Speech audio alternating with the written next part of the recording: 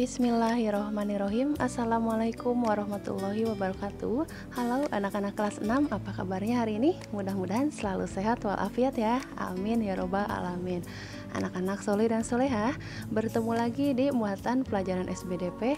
Hari ini kita akan belajar tentang karya seni patung. Ini ada di tema 7 subtema 3. Dan tentunya masih semangat belajar daring bersama Ibu Suci di sini.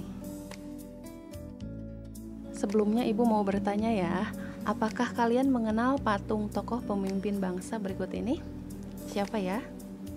Ya, tokoh di samping adalah Soekarno-Hatta, pemimpin RI yang pertama. Jadi untuk mengenang jasanya, maka dibuatkanlah patung. Lalu bagaimana caranya membuat patung ya? Seperti pembahasan kita waktu sebelumnya, kita pernah membahas tentang patung ya. Ada yang masih ingat apa itu patung? Ada yang masih ingat? Ya, patung adalah karya seni 3 dimensi yang memiliki ruang atau volume sehingga dapat dilihat dari berbagai arah. Patung termasuk benda tiruan yang dibuat menyerupai bentuk aslinya. Corak patung di setiap daerah di Indonesia sangat berbeda-beda ya, karena terpengaruh budaya yang ada pada masyarakat. Corak patung ada yang meniru bentuk alami seperti manusia ataupun hewan. Ada juga corak patung yang berbentuk abstrak yang berupa bentuk kubus, silinder, piramida, ataupun kerucut.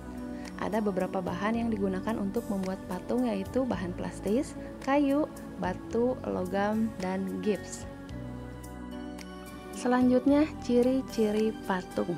Ya, yang pertama, memiliki bentuk yang dapat dilihat dan dipegang. Yang kedua, memiliki panjang, lebar, dan tinggi. Kemudian yang ketiga, memiliki tekstur. Dan yang keempat, dibuat hampir sama dengan ukuran aslinya.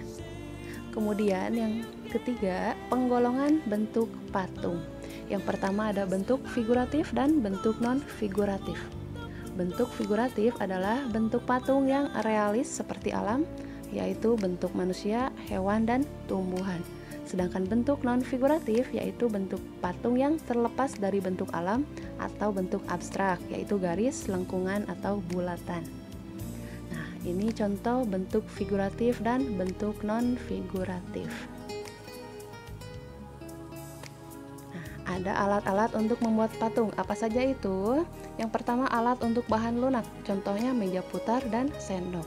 Kemudian yang kedua, alat untuk bahan keras, misalnya pahat, palu, dan amplas. Kemudian yang ketiga, alat untuk bahan cetak atau cor, yaitu cetakan atau sendok adukan.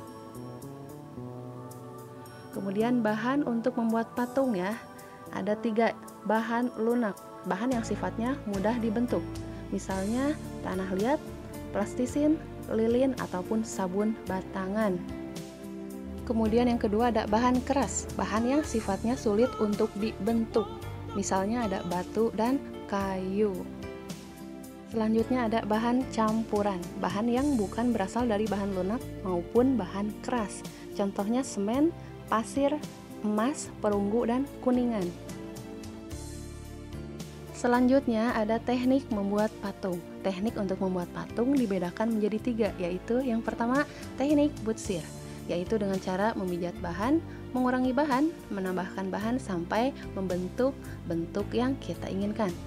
Yang kedua ada teknik pahat, yaitu dengan mengurangi bahan sedikit demi sedikit untuk bahan keras seperti batu dan kayu.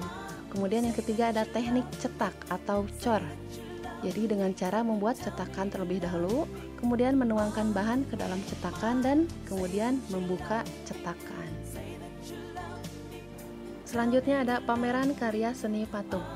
Nah, di sini pameran karya seni bertujuan untuk memperkenalkan kepada orang banyak tentang karya seni. Dalam membuat pameran diperlukan rencana yang matang agar pameran berjalan dengan lancar. Kemudian kita perlu mengumpulkan karya-karya patung yang sudah kita buat sebelumnya. Kemudian menentukan ruangan dan menyusun karya seni agar tampak seperti pameran. Kemudian mengelompokkan karya seni patung sesuai dengan bahan yang digunakan. Ya, demikianlah materi yang bisa Ibu sampaikan pada pertemuan hari ini. Mudah-mudahan video pembelajarannya bermanfaat dan bisa kalian pahami ya. Namun biasa sebelum Ibu pamit ada LKPD yang harus kalian kerjakan di rumah. Yaitu, menurutmu teknik dan bahan apa saja sih yang digunakan untuk membuat patung-patung berikut ini? Ada 10 soal yang harus kalian jawab. Jelaskan teknik dan bahan apa saja yang digunakan untuk membuat patung tersebut.